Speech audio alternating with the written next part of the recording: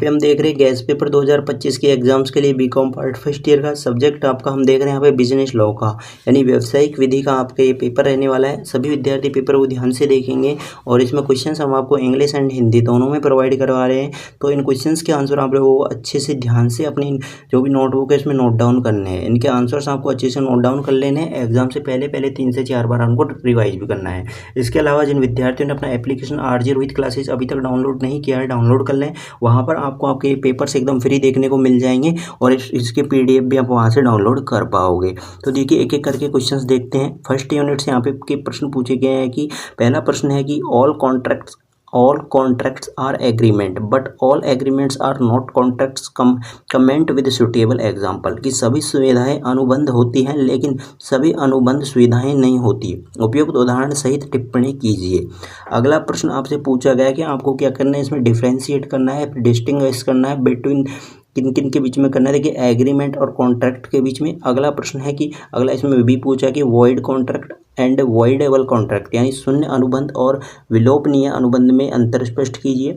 अगला थर्ड प्रश्न है, इसमें आपसे एक्सप्लेन करवाएं कि rule relating to appropriation of payments. अगला प्रश्न है remedies available to the aggrieved party in case of breach of contract, यानी इसमें देखिए हिंदी में देख लीजिए, भुगतान की स्वीकृति से संबंधित नियम की व्याख्या कीजिए। अनुबंध के उल्लंघन की स्थिति में पीड़ित पक्ष के लिए उपलब्ध उपायों को समझाइए। यूनिट सेकंड में पूछा गया है कि define bailment and state the duties of a bailor and a bailee, यानी उधार बेलमेंट की परिभाषा दीजिए और दाता यानी बेलर तथा प्राप्तकर्ता बेली के कर्तव्यों को स्पष्ट कीजिए। सेकंड प्रश्न है कि define agency, how is it created and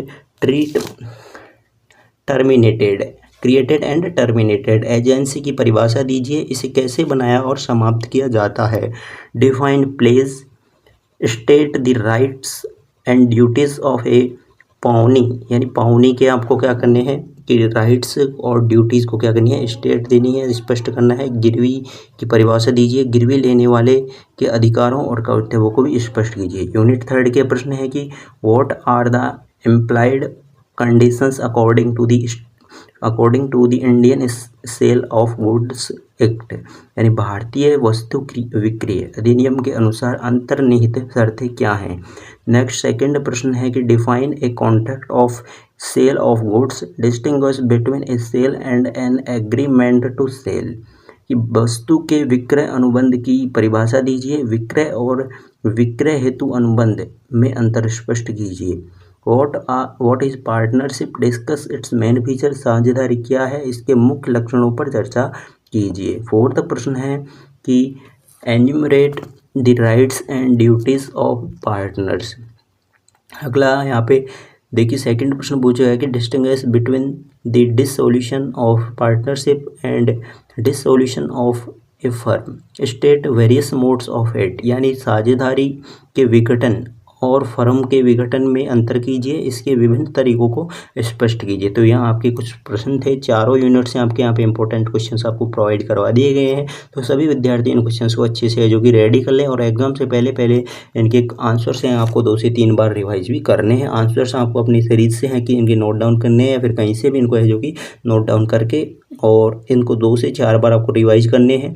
और अगर आपने अभी तक अपना एप्लीकेशन डाउनलोड नहीं किया तो वो डाउनलोड कर लेना। इसके अलावा आपको वीडियो के नीचे कमेंट करके भी ज़रूर बताना है। नेक्स्ट आपको अपना Telegram group, WhatsApp group join कर लेना है। वहाँ से आपको एग्जाम रिलेटेड, रिजल्ट रिलेटेड सारी इन्फॉर्मेशन टाइम से देखने को मिल जाती है।